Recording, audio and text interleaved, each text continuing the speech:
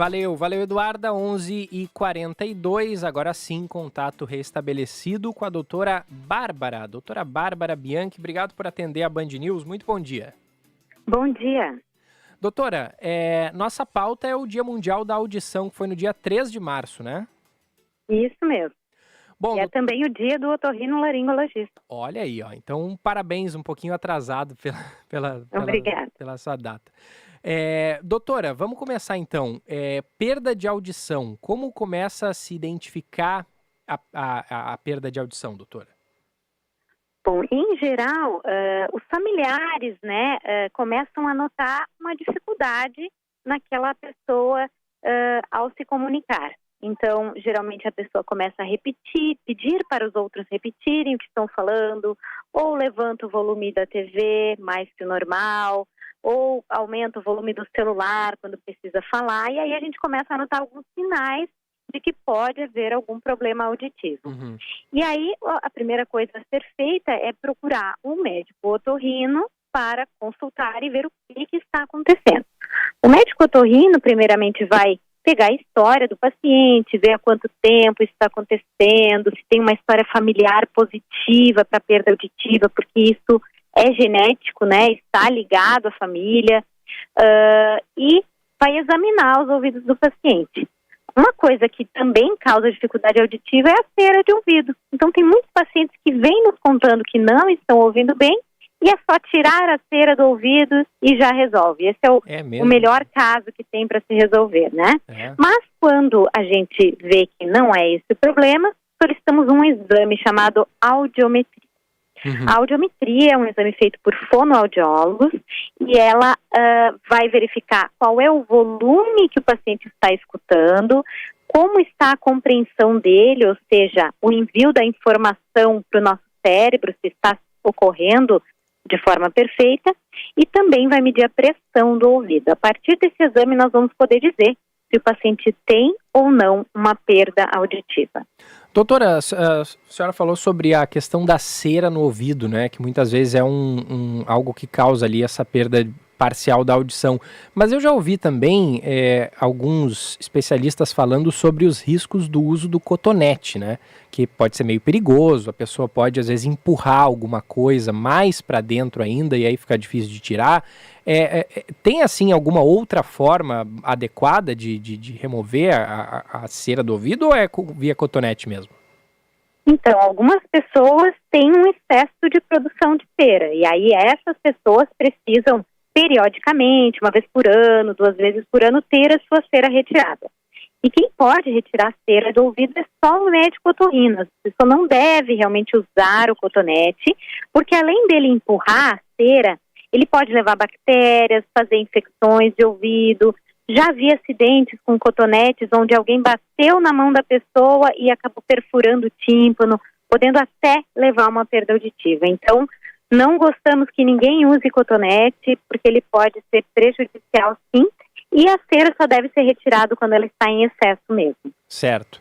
Bom, então, identificada a perda de audição, quais os tipos de exames a serem realizados? Então, quando o paciente tem essa suspeita de perda, a gente vai solicitar aquele exame que eu comentei, que é a audiometria. E a partir dessa audiometria, o médico otorrino vai identificar qual é o tipo de perda, né? Por exemplo, existe uma perda que é causada por otites, né? Pessoa que teve muitas infecções na infância ou até na idade adulta e essas otites foram matando algumas células auditivas. Esse é um tipo de perda. Outro tipo de perda é a chamada presbiacusia, que é a perda mais comum que acontece acima dos 65 anos. Todos nós, um dia, vamos perder um pouco da audição, dependendo da nossa genética, um pouco mais ou um pouco menos. E cada tipo de perda tem uma investigação específica para ser feita e uma conduta também para ser feita. Algumas pessoas com perda auditiva está indicado um procedimento cirúrgico para resolver aquele problema. Tem outros que não são resolvidos com cirurgia, somente com aparelho auditivo. Então, esse já é um assunto que a gente pode também detalhar um pouco mais. A gente tinha perdido a conexão com o Felipe Vieira, mas agora ele já está de volta. Oi, Felipe, tá na escuta? Estou na escuta, como estou entrando no meio da entrevista, doutora. Em primeiro lugar, bom dia, senhora. Bom dia. Só as questões para nós pais, o que a gente tem que observar desde de um nenê, primeira infância, né, ligada à audição, quando a gente detecta, eu não sei se vocês já comentaram esse assunto, mas quando a gente detecta, é claro que tem todos os exames preventivos que têm que ser feitos, todos os exames de rotina que têm que ser feitos, mas de vez em quando a gente vai se desligando dessas questões e aí vai ter que ser na observação. Como é que se observa isso, esses problemas? Em se tratando de bebês ou crianças, sim, pode haver perda auditiva nessa idade e, em geral, são perdas reversíveis, causadas por otites mesmo. Então, quando você vê que é uma criança que está sempre no mundo da lua, desatenta, que não está indo bem na escola, é sempre necessário investigar. Aquela criança que troca fonemas, que fala errado, também precisa ser submetida a uma audiometria para a gente saber se ela está realmente ouvindo aqueles sons que ela está errando. E isso, então, falando de crianças, né? E o adulto, eu já havia comentado no começo da entrevista, é quando pede para repetir, né, muitas vezes. Quando é um adulto que está se isolando, que não está querendo ficar se comunicando com grupos de pessoas, é também um sinal de que pode estar com perda auditiva. E aí a conduta é sempre procurar um otorrino para fazer essa investigação. Doutora, muita gente utiliza, né, os fones de ouvido no volume no máximo, né? E aí, às vezes, o próprio celular indica ali, você está ouvindo música muito alta, isso pode prejudicar a sua audição. Qual é o impacto, de fato, do fone de ouvido no volume alto na perda de audição? Importantíssima questão. Hoje os jovens, não só os jovens, né, até os adultos que estão trabalhando em home office, usam muito o fone de ouvido. E o fone de ouvido ele tem que ser usado com parcimônia, porque ele pode, sim, se usado em excesso, trazer no futuro uma perda auditiva. Não é naquele dia que você aumentou um pouco o volume que você vai perder a audição. Isso é cumulativo. Então, a gente costuma dizer que a regra para que não haja perda auditiva é usar um fone de ouvido por no máximo 2 horas por dia, com 30% da potência do aparelho, da capacidade do aparelho. Mais do que isso, você já pode estar acumulando problemas que trazem perda auditiva. Só 30, doutora? Então é a barrinha do volume abaixo da metade, então. Isso mesmo, Caramba. Isso mesmo. Puxa vida, não sabia, hein? Impressionante.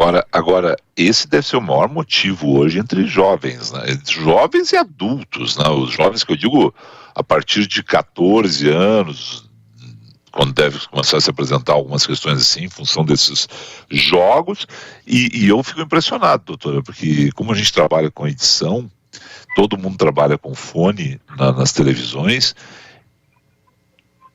o pessoal está na faixa dos 40 ali, é muito alto, e olha que eu falo alto, doutor, e muitas vezes eu tenho que... Alô, Phil! Sabe, tem que... para alguém perceber e aí fazer um sinal visual. Tem alguns dos meninos ali, né, porque eu digo que são meninos na faixa dos 30 anos que se habituaram com esses jogos, eles usam fones muito altos. E essa consequência não vai ser vista agora, vai ser no futuro, quando isso se somar a uma perda relacionada à idade, e aí já é tarde, e aí já não tem retorno, né? E em relação, doutora, aos aparelhos auditivos, assim, qual é dá para se dizer que a maioria dos problemas auditivos hoje são resolvidos com esses aparelhos? Como é que é essa questão? Bom, aparelho auditivo é um dispositivo que já existe há muito tempo, mas antigamente só se adaptava um aparelho auditivo numa pessoa com uma perda muito profunda. E isso hoje em dia está mudando. Nós percebemos que quanto mais cedo nós estimularmos esse ouvido que está com perda auditiva, mais rápido nós vamos ter uma adaptação desse paciente e maior a chance dele ouvir normalmente.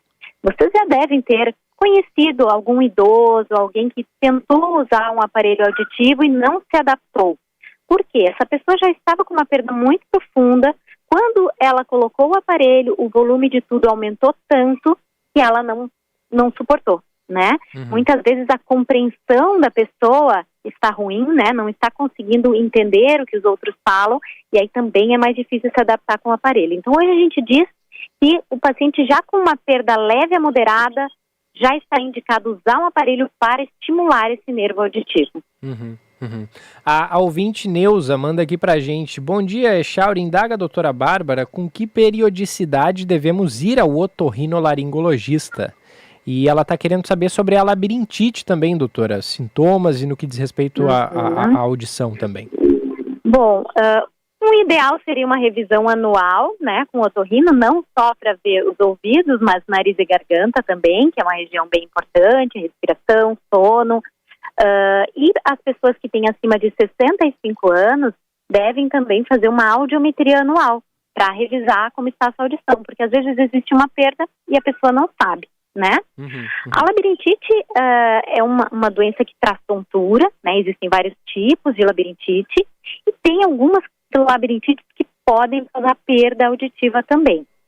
Então, se o paciente está apresentando tontura, dificuldades para escutar, zumbido no ouvido, o ideal é que um profissional seja procurado.